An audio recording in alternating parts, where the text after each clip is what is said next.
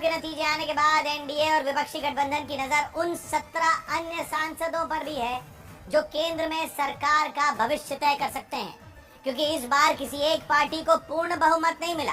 BJP को 240 सीटों पर जीत मिली, कांग्रेस को 99 सीटों पर। एनडीए गठबंधन जरूर चुनाव पूर्व गठबंधन था, उसको 292 सीटें मिली, लेकिन बीजेपी की अगुवाई वाले एनडीए के खाते में 292 सीटें आई, जबकि कांग्रेस की अगुवाई वाले विपक्षी गठबंधन को बहुमत से कम 234 सीटें मिली और अन्य के खाते में 17 सीटें गई। इसीलिए इन 17 सीटों पर जीतने वाले सांसद किंग मेकर की भूमिका में आ सकते हैं और ये केंद्र में सरकार का भविष्य तय कर सकते हैं। इसीलिए एनडीए के साथ साथ विपक्षी गठबंधन की भी नजर इन पर बनी हुई है। ये वो सांसद हैं जो न तो एनडीए का हिस्सा हैं और न ही विपक्षी गठबंधन का।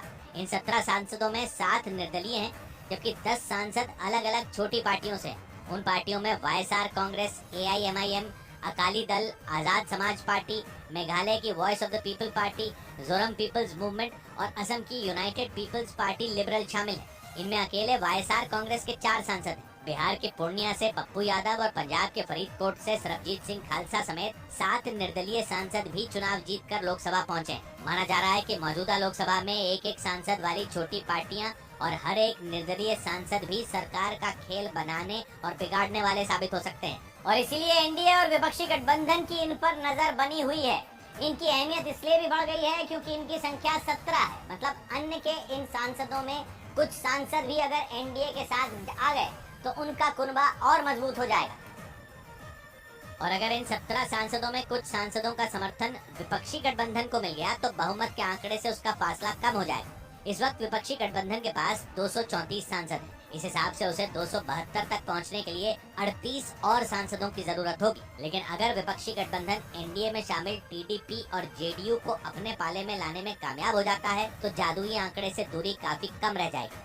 विपक्षी गठबंधन के 234 सांसदों में अगर टीडीपी के 16 और जेडीयू के 12 सांसद मिल जाएं तो आंकड़ा 262 तक पहुंच जाता है, जो सरकार बनाने के बहुमत के आंकड़े से 10 कम होगा।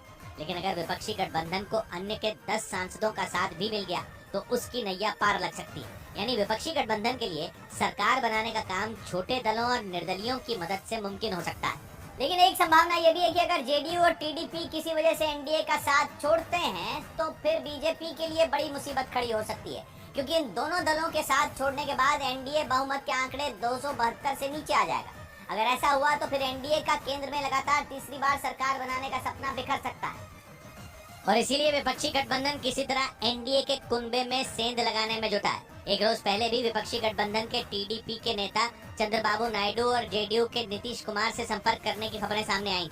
इसके पीछे की वजह ये है कि बीजेपी के पास अपने दम पर इस बार बहुमत का आंकड़ा नहीं है, क्योंकि बीजेपी इस बार 240 सीटों पर सिमट गई, जो सरकार बनाने के आंकड़े 272 से 32 कम है।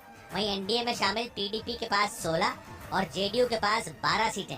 एनडीए के 292 में टीडीपी के 16 और जेडीयू के 12 सांसद हटा दिए जाएं तो ये आंकड़ा 264 हो जाएगा, जो बहुमत के आंकड़े 272 से 8 कम। मतलब अगर ये दोनों पार्टियां निकली तो फिर एनडीए के पास सरकार बनाने के आंकड़े भी नहीं बचेंगे। लेकिन अगर किसी तरह अन्य के 17 सांसदों में 8 सांसद भी एनडीए में शामिल हो जाएं तो वो जादुई आंकड़े को छूने में कामयाब हो जाएगा। मतलब जेडीयू और टीडीपी के हटने के बाद बचे 264 में अन्य के 8 सांसद जोड़ दिए जाएं तो एनडीए की सरकार को कोई खतरा नहीं रहेगा। इसके अलावा अगर एनडीए में टूट नहीं होती है और अन्य के कुछ सांसद जुड़ते हैं तो जेडीयू और टीडीपी की मोलभाव करने की ताकत भी कम हो जाएगी और किंग मेकर माने जा रहे हैं 17 सांसदों में संसद सांसदों पर सबकी निगाहें उन सांसदों पर जाकर जम गई जो निर्दलीय चुनाव जीते, क्योंकि माना जा रहा है कि चाहे एनडीए हो या फिर विपक्षी गठबंधन, ये 7 निर्दलीय सांसद खेल बनाने और बिगाड़ने में अहम भूमिका निभा सकते हैं। इन 7 निर्दलीय सांसदों में भी जिसने सबसे ज्यादा ध्यान खींचा वो है पप्पू यादव। उन्होंने बिहार की हॉट सीट पूर्णिया से चुनाव जीतकर अपनी अहमियत साबित कर दी, क्योंकि बिहार की इस पूर्णिया सीट के नतीजों पर सबकी निगाहें जमी हुई थी। यह मुकाबला साख का था। माना जाता है कि पूर्णिया से चुनाव लड़ने के लिए ही पप्पू यादव ने अपनी पार्टी का विलय कांग्रेस में किया था। दावे के मुताबिक डील ये थी कि पप्पू यादव पूर्णिया लोकसभा सीट से कांग्रेस के उम्मीदवार होंगे, लेकिन ऐसा हुआ नहीं, क्योंकि ये सीट गठबंधन के तहत आई आरजेडी के हिस्से में और आरजेडी ने वहां से बीमा भारती को उतार दिया था। इसके बाद पप्पू यादव ने निर्दलीय पर्चा भरते हुए ये तक कह दिया था कि लालू यादव ने उनसे बदला चुकाने के लिए ऐसा किया।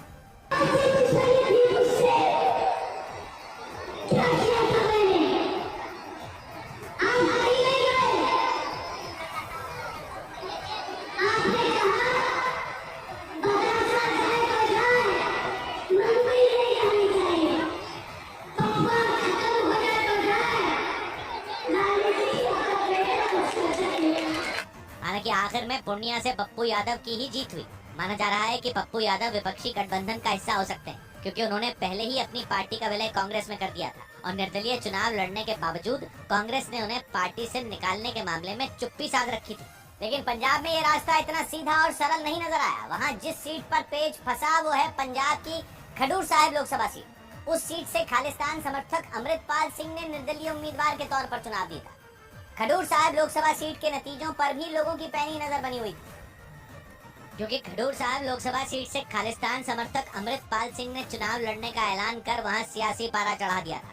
पंजाब की खडूर साहिब लोकसभा सीट से कांग्रेस, आम आदमी पार्टी, बीजेपी और शिरोमणि अकाली दल चारों ने अपने प्रत्याशी उतारे थे। और फिर अमृतपाल सिंह ने निर्दलीय नामांकन कर खडूर साहिब की लड़ाई में एक और एंगल जोड़ दिया था, क्योंकि पंजाब के तरन तारण इलाके के खडूर साहिब लोकसभा क्षेत्र में अमृतपाल के समर्थन में जबरदस्त कैंपेनिंग हुई थी। उनके पिता ने अमृतपाल के चलाए नशे के खिलाफ अभियान को इस चुनाव प्रचार का मुख्य मुद्दा बना दिया था। नशे का बेहद का मुद्दा है और जो उनके साथ बेइंसाफी हुई है लोगों के मन में उसका रोष है, जिसका असर ये हुआ कि असम की डिब्रूगढ़ जेल में बंद खालिस्तान समर्थक अमृतपाल सिंह ने बगैर एक भी रैली या भाषण किए बड़े अंतर से जीत दर्ज कर ली। इसके बाद ये चर्चा तेज हो गई कि खडूर साहिब लोकसभा सीट पर 4 बड़ी पार्टियों को पटकनी देने वाले अमृतपाल किस खेमे का हिस्सा होंगे। और ऐसा ही पेच पंजाब की फरीदकोट लोकसभा सीट पर भी फंस गया, क्योंकि वहां पूर्व प्रधानमंत्री इंदिरा गांधी के हत्यारे बेअंत सिंह के बेटे सरबजीत सिंह खालसा ने जीत दर्ज की। सरबजीत सिंह खालसा ने भी निर्दलीय चुनाव लड़ा था और पंजाब की फरीदकोट लोकसभा सीट पर उन्होंने अमृतपाल सिंह की तरह ही चारों बड़ी पार्टियों के प्रत्याशियों को मात दे दी। पूर्व प्रधानमंत्री इंदिरा गांधी की हत्या करने वाले बेअंत सिंह के बेटे सरबजीत सिंह ने अपने पूरे प्रचार अभियान में खुद को आजाद प्रत्याशी बताया। पंजाब में निर्दलीय प्रत्याशी को आजाद प्रत्याशी कहा जाता है, लेकिन सरबजीत सिंह खालसा ने आजाद शब्द पर जोर देते हुए इसके अलग मायने साबित करने की कोशिश की थी। सरबजीत सिंह खालसा पंजाब में हुई गुरु ग्रंथ साहिब की बेअदबी से जुड़े मामलों का विरोध करने के बाद चर्चा में आए थे और उनका दावा है कि वो कभी चुनाव लड़ना ही नहीं चाहते थे, लेकिन फरीदकोट और उसके आसपास के लोगों ने उनसे चुनाव लड़ने की अपील की थी। और इसी के बाद उन्होंने पंजाब की फरीदकोट लोकसभा सीट से चुनाव लड़ा और जीता भी। हालांकि 2014 और 2019 के चुनाव में उन्हें इसी फरीदकोट लोकसभा सीट से हार मिली थी, लेकिन 2024 में उन्होंने आम आदमी पार्टी के प्रत्याशी को 70,000 से ज्यादा वोटों से मात दे दी और तीसरी बार में चुनाव जीतने में कामयाबी हासिल कर ली। जिसके बाद इस बात पर चर्चा तेज हो गई कि वो एनडीए को समर्थन देंगे या फिर कांग्रेस की अगुवाई वाले विपक्षी गठबंधन का हिस्सा बनेंगे। इसके अलावा जम्मू कश्मीर की बारामूला लोकसभा सीट से जीतने वाले इंजीनियर रशीद भी इस नंबर गेम में बड़े खिलाड़ी साबित हो सकते हैं। बारामूला से निर्दलीय लड़कर जबरदस्त जीत दर्ज करने वाले इंजीनियर रशीद ने इस सीट पर राज्य के पूर्व मुख्यमंत्री उमर अब्दुल्ला को मात दी है, और वो भी दिल्ली की तिहाड़ जेल में रहते हुए, क्योंकि 2019 में टेरर फंडिंग के आरोप में इंजीनियर रशीद को जेल में डाल दिया गया था और तब से वो दिल्ली की तिहाड़ जेल में बंद है। लेकिन इस बार बारामूला लोकसभा सीट पर उनके प्रचार के लिए उनके बेटों ने ताकत झोंक दी थी। उन्होंने जुल्म का बदला वोट, तिहाड़ का बदला वोट जैसे नारे भी गढ़े, जिनका असर चुनाव के नतीजों में दिखा। जानकारों का मानना है कि बारामूला में हुई रिकॉर्ड वोटिंग की एक वजह इंजीनियर रशीद का चुनाव में खड़े होना भी हो सकती है।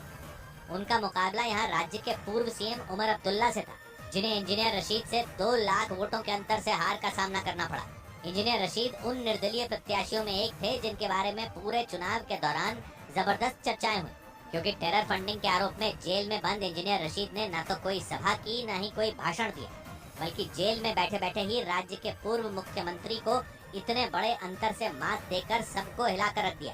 और जम्मू कश्मीर की बारामूला लोकसभा सीट की तरह ही उसके पड़ोसी केंद्र शासित प्रदेश लद्दाख की इकलौती सीट भी इस बार अहम साबित होगी, क्योंकि लद्दाख की इस सीट पर निर्दलीय उम्मीदवार ने बीजेपी और कांग्रेस दोनों को मात दी और केंद्र शासित प्रदेश लद्दाख की इकलौती सीट पर मोहम्मद हनीफा ने जीत दर्ज की। हनीफा पहले लद्दाख की लोकसभा सीट पर उमर अब्दुल्ला की पार्टी नेशनल कॉन्फ्रेंस से टिकट मांग रहे थे, लेकिन गठबंधन के तहत ये सीट आई कांग्रेस के हिस्से और उसने यहाँ से अपना प्रत्याशी उतारा। इसी के बाद मोहम्मद हनीफा ने निर्दलीय चुनाव लड़ा। जानकारों का मानना है कि उनकी जीत में सबसे अहम भूमिका मुस्लिम समुदाय के वोटरों ने निभाई। दावा किया गया कि कारगिल इलाके के शिया समुदाय के वोटरों ने अपने वोट बंटने नहीं दिए, जिसका असर ये हुआ कि मुस्लिम समुदाय के वोट मोहम्मद हनीफा के हिस्से गए, जबकि लद्दाख की बौद्ध और हिंदू आबादी के वोट बीजेपी और कांग्रेस के प्रत्याशियों में बढ़ गए। और इसका असर ये हुआ कि लद्दाख की इकलौती लोकसभा सीट पर मोहम्मद हनीफा 27,000 से ज्यादा वोटों से जीत गए। हालांकि जानकारों का मानना है कि मोहम्मद हनीफा की जीत में लद्दाख को केंद्र शासित प्रदेश के बजाय राज्य का दर्जा दिए जाने की उनकी मुहिम ने बड़ी भूमिका निभाई। और लद्दाख की तरह ही एक और केंद्र शासित प्रदेश दमन और दीव में भी निर्दलीय प्रत्याशी के जीतने के बाद सरकार बनाने और बिगाड़ने की सुई अटक गई।